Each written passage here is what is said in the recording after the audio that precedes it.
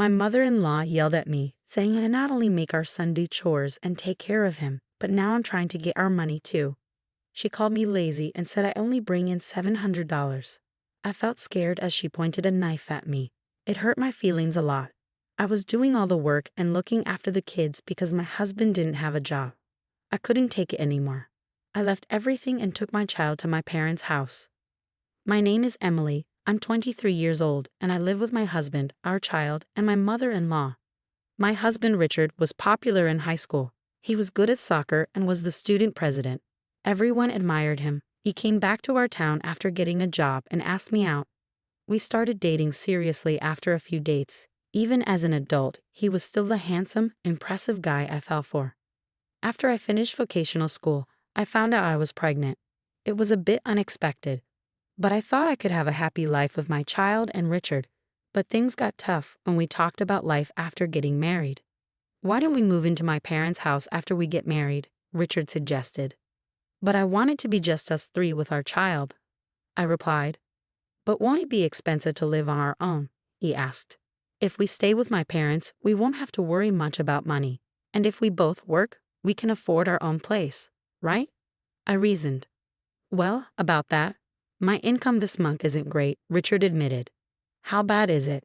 I asked. It's less than $1,000, he confessed. What?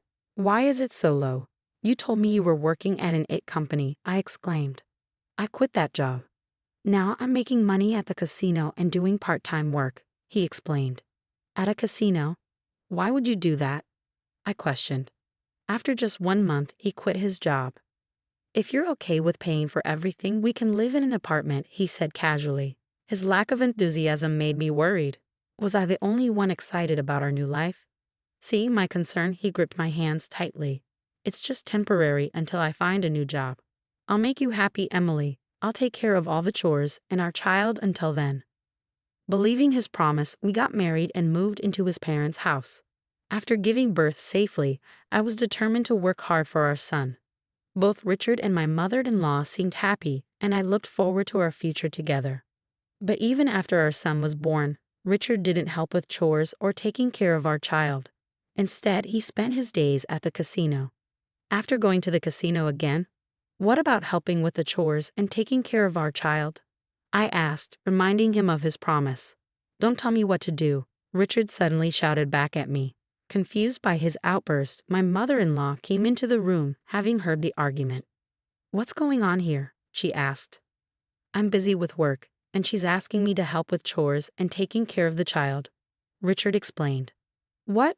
That's the wife's job, my mother-in-law exclaimed. Richard hadn't told his mother about quitting his job. Instead, he painted me as the bad wife who forced him to do all the housework and take care of our child. His lies turned my mother-in-law against me, making her resentful. Richard kept going to his part-time job in the casino, where he often lost the little money he earned. I ended up paying most of our expenses, making our life tough since I wasn't working. Eventually, I had to go back to work, leaving our son at a child care center. Luckily, I found a job as a dental hygienist pretty quickly. But when I came home from work every day, my mother-in-law would yell at me. What do you think you're doing? This isn't playtime. You're a parent, but all you do is fool around. Make dinner now. She slammed the newspaper she was reading onto the floor in frustration. Sometimes she'd even break plates when she was really angry. My mother-in-law was unpredictable. Her mood could change in an instant. I was afraid of what she might do next, so I just went along with it. But between taking care of my son, working, and doing housework every day, I was exhausted. I couldn't take it anymore. So I decided to talk to Richard one more time. I caught him before he left for the casino early in the morning. Listen, I've reached my limit. Can't you help out with our son a little? What? Like I said, I'm busy. I'm trying to find a new job. You get that right. Do you want me to stay jobless forever? You'd be in trouble then, wouldn't you? Your child's father, unemployed. If you don't like it, just do what you're told, Richard retorted. But we're barely making ends meet. I'm using up all my savings to cover our food expenses. Do you even know how expensive diapers are? You say you're making money at the casino, but we never see any of it, I argued. Most of our living expenses were covered by my money. My mother-in-law used to pay for utilities, but now she wanted $500 a month from us. So I had to dip into my savings. Even the food costs were eating away at my savings, and I was running out of money fast. All I had left was what I earned from a part-time job I had while I was in school. That's enough. How dare you talk back to me? You've got a lot of nerve saying those things after moving into my house. Richard, who was usually kind, changed completely when it came to money or the casino. Hearing Richard shouting, my mother-in-law came into the room. "What's going on now? Is your wife complaining again?" she asked. "Yeah, she is. She's telling me to do housework and take care of our child.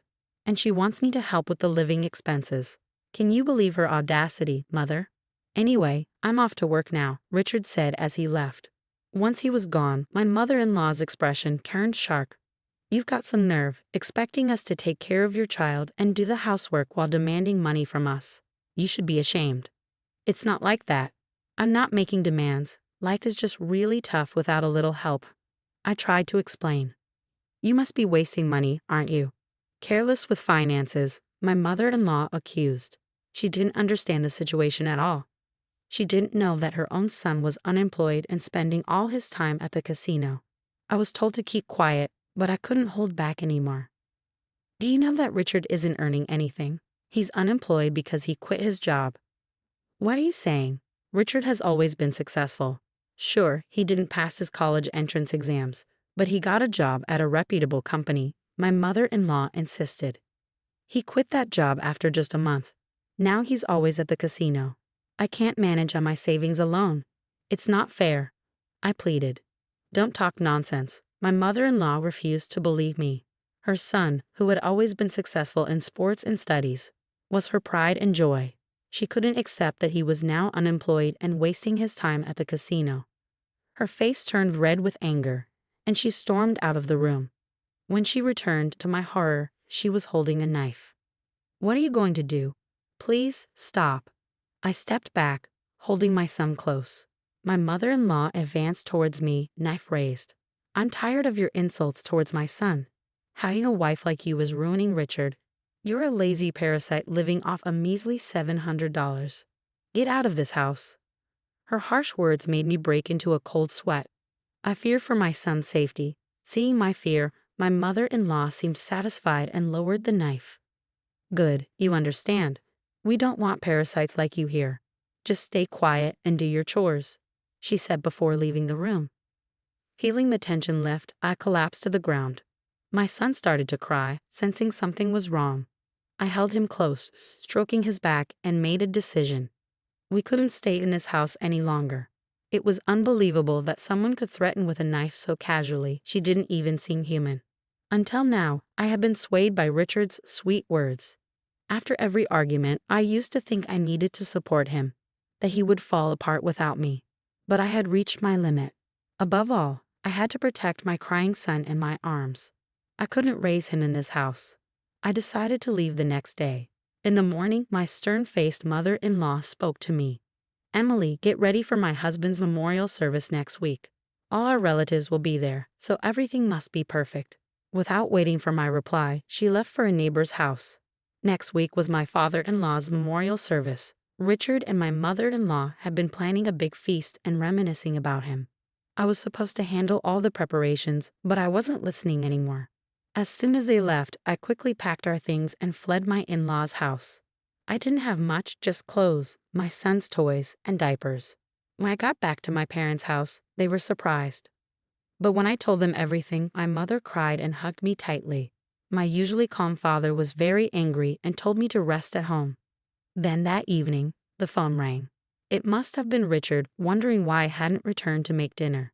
Ignoring the call and blocking his number was a good move to protect yourself and your son. The next day, mother-in-law and Richard showed up at your parents' house together, banging on the door early in the morning. Your parents tried to send them away, but you decided to let them in. As soon as you opened the door, they started shouting. "How could you leave without a word? What kind of wife does that? It's strange to just disappear like that." "Please, let's not shout. You're disturbing the neighbors," you said calmly, holding back the urge to point out who the real problem was. When they tried to grab you, your father stepped in. "We'll call the police if you resort to violence. Let's talk inside first with my parents present," he said firmly. Once inside, you initiated the conversation with mother-in-law and Richard. Why did you leave without saying anything? I was overwhelmed with childcare and my job, and yet you never helped despite my pleas. Well, I was busy too. Busy at the casino, like I've already said. Our son doesn't go to the casino. Stop spreading lies. Richard insisted, while his mother seemed to still believe he was working. It seemed she thought highly of him and couldn't imagine otherwise. Mother-in-law, where do you think Richard is employed? You asked. At a securities company. I saw the job offer letter. After all, she replied confidently. Well, why don't we call them and find out if Richard is still there? That would settle it, you suggested. Oh, wait a minute. Richard stammered nervously. What's the problem? If you're working there, it shouldn't be an issue.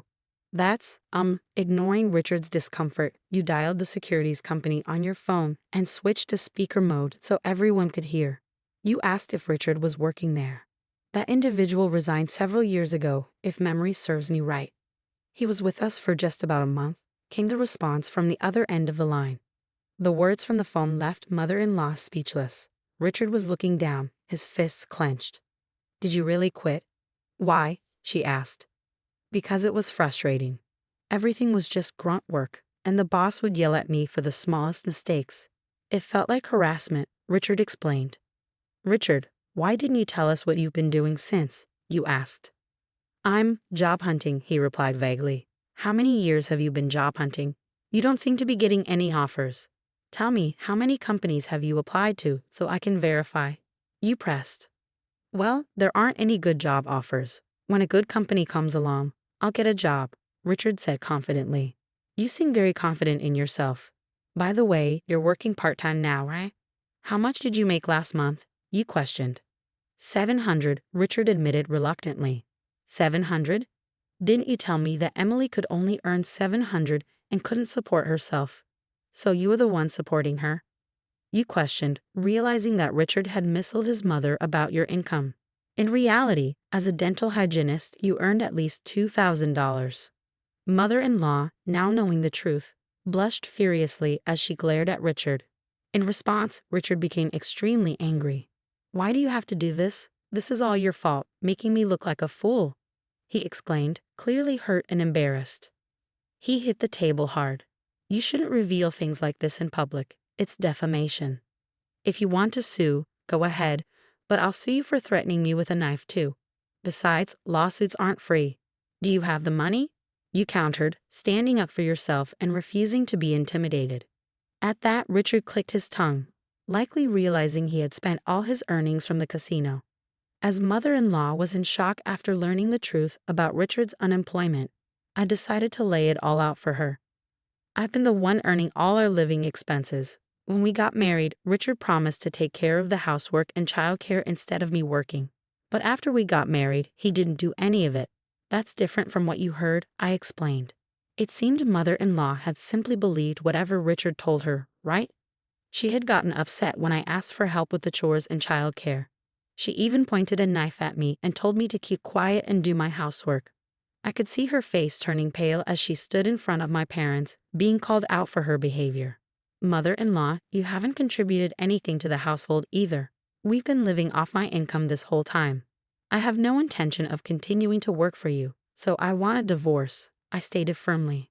Divorce? Wait a minute. Don't just drop that bombshell all of a sudden, Richard protested. Yes, that's right. I'll help out too, so please come back, my father added, offering support. No thank you, I stated firmly. Their surprised expressions indicated they were taken aback.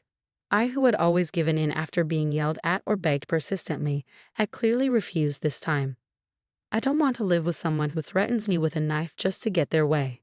I'm tired of living with Richard, who spends all day gambling at the casino. I'll make sure you pay me compensation for all the hard work I've put in so far, as well as child support, I declared. No way. That's going to be a problem. I can't possibly afford that, Richard protested.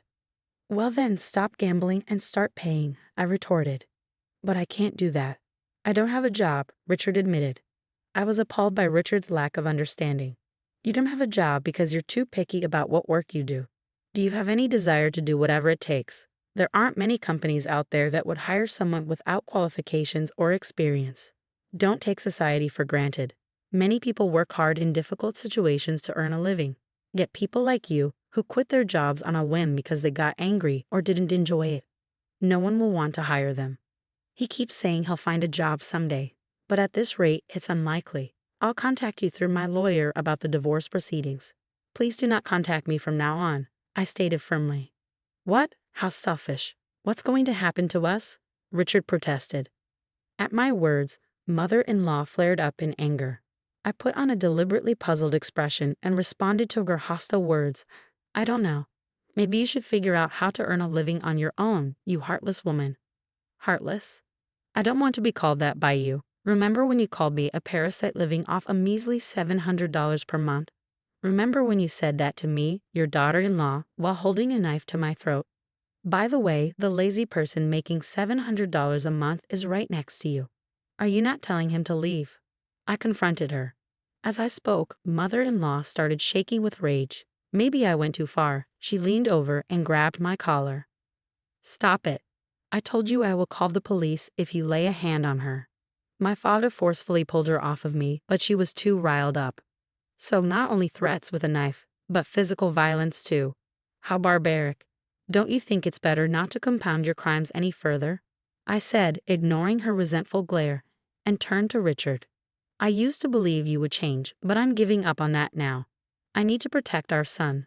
I won't trouble you anymore. I'll take care of the money, the housework, and the childcare, so please come back. You'll take care of the money? Really? Even with careful budgeting, it's over $1,000 a month. Can you earn that? Richard's face turned pale upon hearing my words. He had never made more than $1,000 since he quit his job. But I have Mom's pension, he stammered. So, you're telling me you're dependent on my pension now? Mother-in-law couldn't keep her calm at Richard's absurd words. There's nothing else I can do. I don't have a job. Now I'm doing part-time work. Can we try to work things out? Richard pleaded. My father, hearing Richard's unyielding stance, finally spoke up. Richard, you and your mother have taken great advantage of our precious daughter. If I had known you were such a person, I would have opposed the marriage by all means. I will never let her step foot in your house again. I'll sever all ties. But I can't live without Emily. Please, give me another chance. Richard pleaded desperately. Don't joke with me. Can't live without our daughter? You're already planning to depend on her. A man who has no intention or grit to earn his own living and make his wife's life comfortable doesn't deserve our daughter. Leave now, my father retorted firmly. For the first time, I saw my father shout.